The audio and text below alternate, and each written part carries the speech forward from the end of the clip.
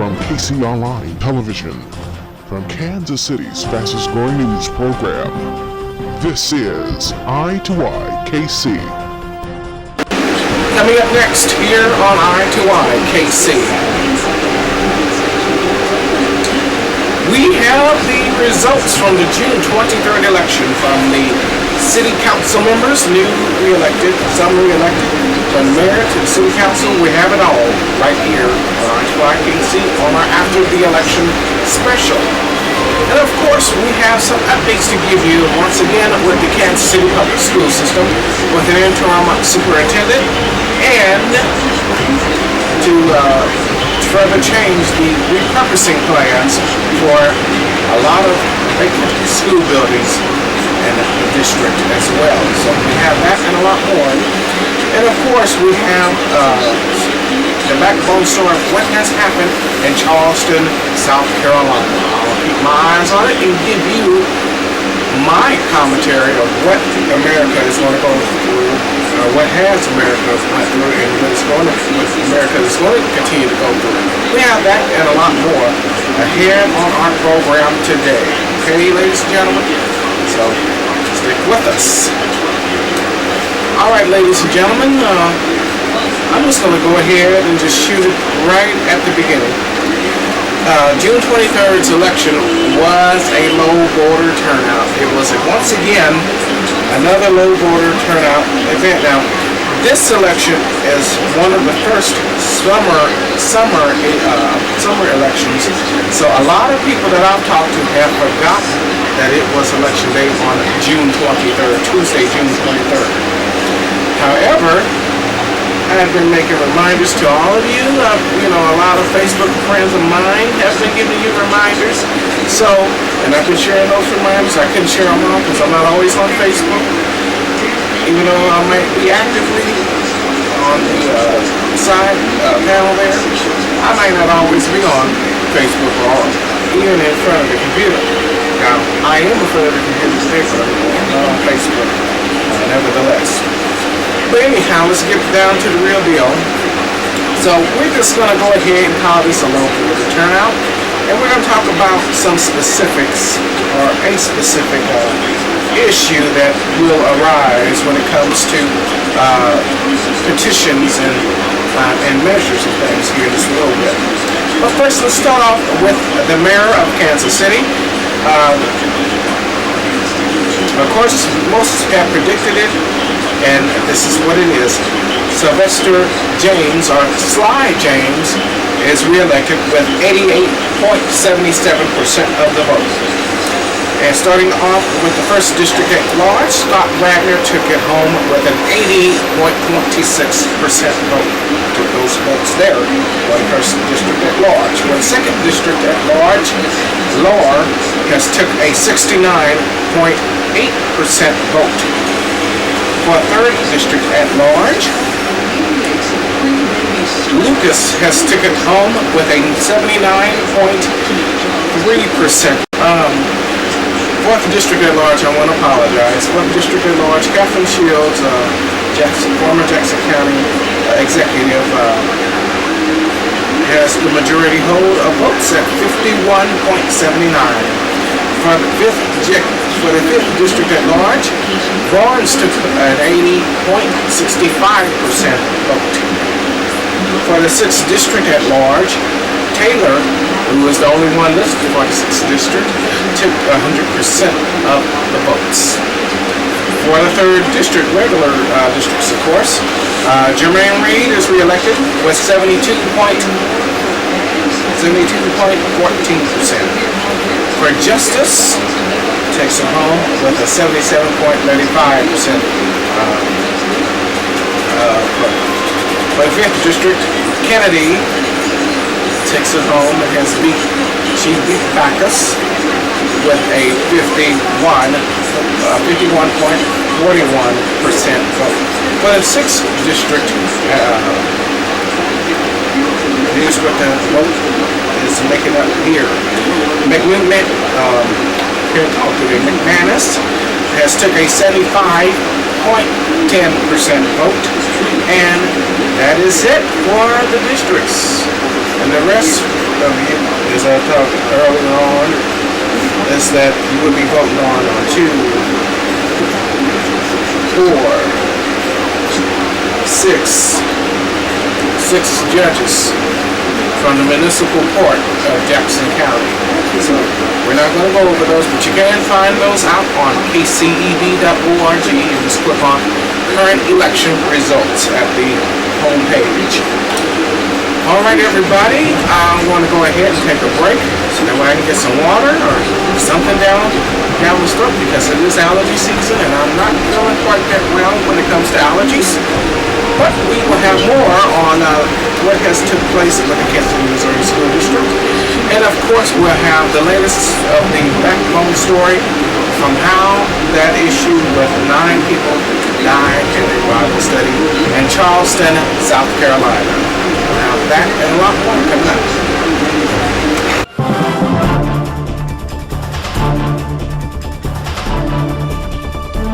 Galvin Berkeley, dependable, honest, trustworthy. Only on Eye to Eye, Kansas City. Seen on KC Online Television. On YouTube.com. Hey Hunter, need some pointers? Just around the house. Yeah, should do it then. I love this free store pickup. Yeah, it's also great when you're on tour. Just order online, we'll have it waiting for you the same day. You know, I bet there's an Ace within a golf swing at just about anywhere. Really? Oh, you don't need to... New mailboxes. Ace is the place with the helpful hardware, folks. Getting help at Ace is like going to your neighbor. Drive safely, Hunter. Thanks again, Mike.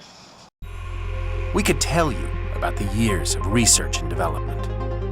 How we forged advanced high-strength steel to make the frame stronger yet lighter. The countless hours spent testing the suspension and tuning every sound from the engine to the trunk. But until you get behind the wheel, you have no idea. The completely redesigned Hyundai Sonata. Welcome back here on I2IKC. We're going to go ahead and get started with an Associated Press piece. And this is the backbone story of confirming that 9 was dead in Charleston, North Carolina, at a AME church, an historic AME church. That was the house that took care of the civil rights. That was the home of the trying to help out with the civil rights era. So we're going to talk more about that in detail here after this piece. So here it is. At 9:05 this evening, we received a call of a shooting that had occurred at the church here on Calhoun Street. When officers arrived, they found a number of victims inside, and we had also individuals that were transported to the MUSC Emergency Trauma Center. We were able to determine that there were 8 deceased individuals inside of the church. 2 individuals were transported to MUSC. One of them has died. So at this point, we have 9 victims in this heinous crime that has been committed. We are looking for a white male, approximately 21 years old, sandy blonde hair, and he obviously is extremely dangerous. People in prayer on a Wednesday evening, a ritual, coming together, praying and worshiping God, to have a awful person come in and shoot them is inexplicable, obviously the most intolerable and unbelievable act possible. I do believe this was a hate crime. Is that why the FBI is here? Is it being investigated as a hate crime? It will be investigated as a hate crime, but the FBI would be here regardless because of the size and scope of the investigation, and they're our partners, and they would be here to help us regardless, but they're here for that specific person also. Here's my thoughts on what has took place now. Currently, what we've gotten right now out of Charleston is that the families have had to mourn over this. They are in the forgiving stage. From what I've seen on TV, and as this is my personal opinion, forgiveness is hard to do than being angry. It really is. I can honestly tell you, it is more angry. It is easier to be angry than to forgive somebody, and in this case, somebody who has had hate in their hearts, who has taught hate, which brings me to another thought about hate. Racism is a top behavior, and I've talked about this numerous times, I believe, on this program. And racism is a top behavior that is spread through generation through generation through generation through generation through generation, and it doesn't make any kind of difference. Now, can top behavior like that be broken? Yes, it is up to the person if they're open-minded and if they want to learn how to love other people besides just one race or one person. And I think this young man who committed a hate crime, it was clearly a hate crime. Fox News and other media sources say it's not a hate crime, it is. I even go further than that. It was a terrorist attack. If you honestly want to hear from me, it was purely a terrorist attack, and there's nothing that you can really say to make me convinced about this young man who's really in trouble. And he's more than just a trouble individual. He is sick. Now, I'm just going to call it what it is. He is a sick individual. To kill 9 people that was in the house of the Lord, was doing a Bible study. Wasn't bothering nobody. Wasn't committing anything. These people seem, these 9 that I've had the opportunity to look at with the time off here on July, these people seem, the 9 that was shot dead in cold blood, these people seem to be educated, seem to be well-to-do. Now, I'm not sure how true that is. This is just pure speculation from my end. However, I know that these folks was in church, wasn't harming a soul. They was in Bible study. The pastor was shot in cold blood. And I don't have the names right now. The names are released, however. I don't have them with me due to poor preparation on my part, so I do want to apologize. And I'm rolling up to that. But I will hope to have it on the next edition. We're going to talk about this on the next edition. I can't really talk about it because this continues to happen.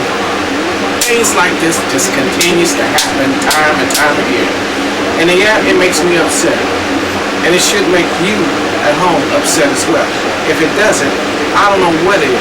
What will it take for you to be concerned? What will it take for you to understand that you're living in a system that doesn't care about black folks?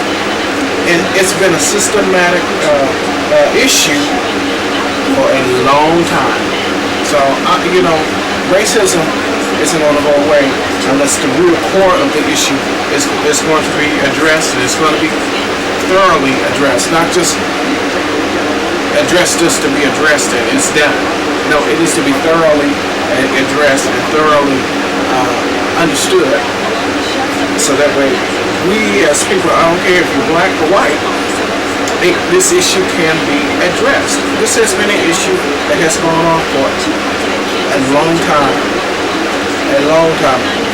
Way before I was born, way before my mother was born, way before my grandmother was born.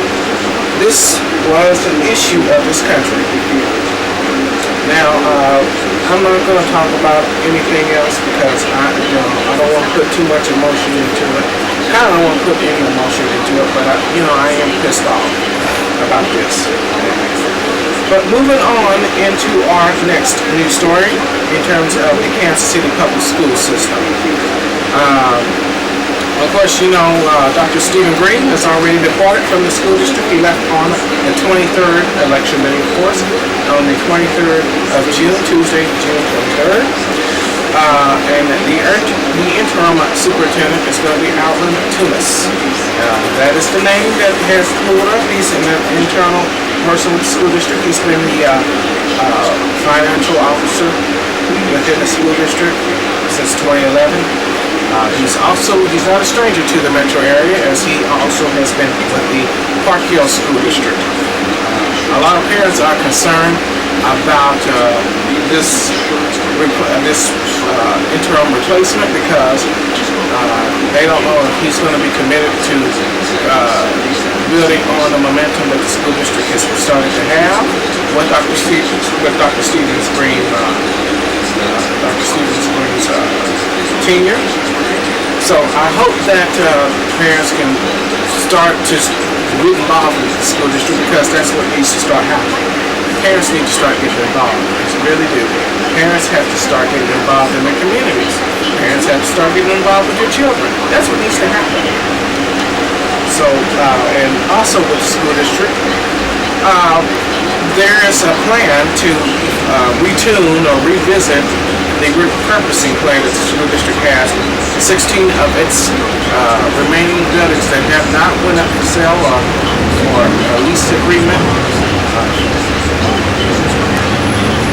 16 schools are still up for grabs, and they are wanting to figure out what is that a hiccup in that process. Has it rejected too many proposals or what have you? They are going to look at it and see if there's going to be some changes to be made in this, and if they are released, we will make sure to let you know here on YKC. And of course, let me go with the final word.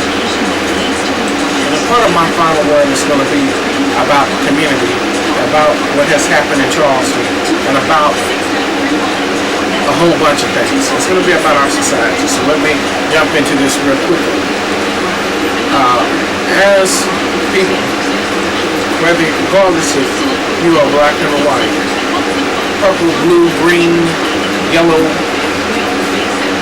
doesn't matter.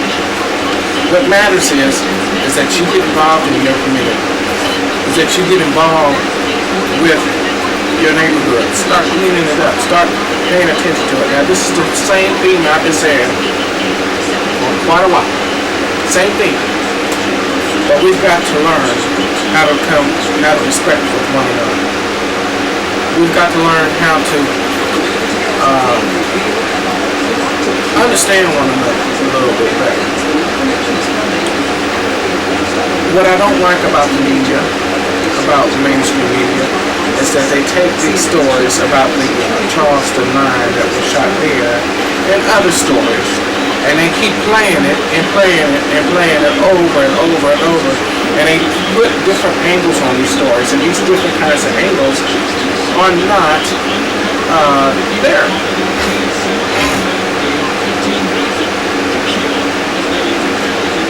And I'm looking at a story flat out right now. It's that this young man who shot all these folks had a plot to kill more. It's unclear if he had a plot to kill just black folks, or if he had a plot to kill black and white folks. I don't know. But this funny thing here, he ain't got nothing. He ain't got nothing to lose, but he already lost his brain. Reports have came out that he was on some kind of drugs. He's been, past issues have pointed that he has had trouble with drugs and things of that nature. So, I don't know what to think. I'm just at a loss of words. Back to my final thought here, and I got a few minutes to talk about it. I know when to wrap it up, okay? It's time to get involved with our community. It's time to get out there and vote. It's time to get out there and understand the issues for what they are. It's been time. When are we going to do that? When are we going to do that in the 3rd District, ladies and gentlemen? A lot of people in the 3rd District have lost a lot of homes due to the police academy that is coming up. And I think that is stupid. I think it is stupid that we didn't speak up and try to fight against that. But it's on us to do it. It really is on us to do it. So we got to take responsibility for our own actions. We all got to do it. We all got to do it. No more blame can be placed on nobody else but ourselves. You at home got to do it. I got to do it. If I done something wrong, I know I have to own up to it. We all do. But here's, I'm gonna really stir up some folks at home. And I want people to know that, you know, white people get mad at, we have our own thoughts and our own thought processes. They have their own thoughts and their own thought processes. Why can't we express our own selves without being ridiculed? They must have been drunk. They must was this. They must was that. You don't know the real deal as well as I don't know the real deal. And that's what I feel sometimes. That's exactly what I feel. That's exactly how I feel. But on that note, ladies and gentlemen, I do want to say thank you. And if you're not a registered voter, log on to KCMOresources.weebly.com. And you can get registered to vote or become our you got with domestic violence resources. We got them there for you on that website. And of course, I2IKC.com is still on maintenance, but I do want to refer you to this blog, especially during this time. So, thank that. It is really a good blog. We're going to talk more about that in the upcoming edition of I2IKC. So, don't go anywhere with that. Hold that thought till next time. Well, I don't know about next time, but hold that thought in the near future. On that note, ladies and gentlemen, thank you for joining us. We'll see you next time. Bye-bye. Thank you for watching.